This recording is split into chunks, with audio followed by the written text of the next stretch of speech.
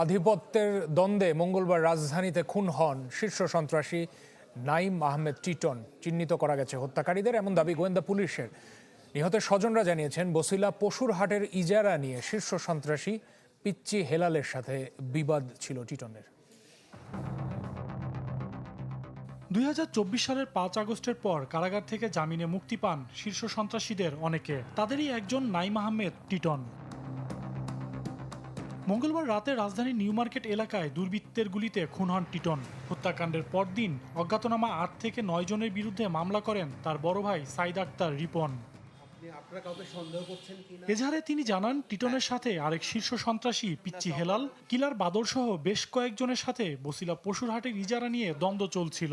হত্যায় ভগ্নিপতি ইমন জড়িত থাকার তথ্য নাকচ করেন তিনি। যে মারা গেছে সে শিরুল কিনছে, প্লাস পিচ্চি হেলালের লোকজন শিরুল কিনছে।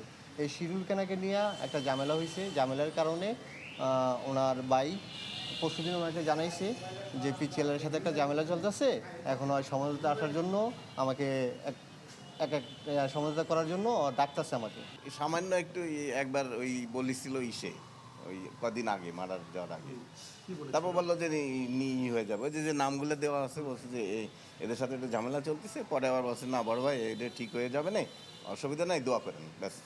ডিবি পুলিশের ধারণা, সন্ত্রাসী গ্রুপগুলোর মধ্যে রাজধানীতে আধিপত্য বিস্তারের দ্বন্দ্বে এই খুন। জড়িত কয়েকজনকে চিহ্নিত করার কথা জানালেন ডিবি প্রধান।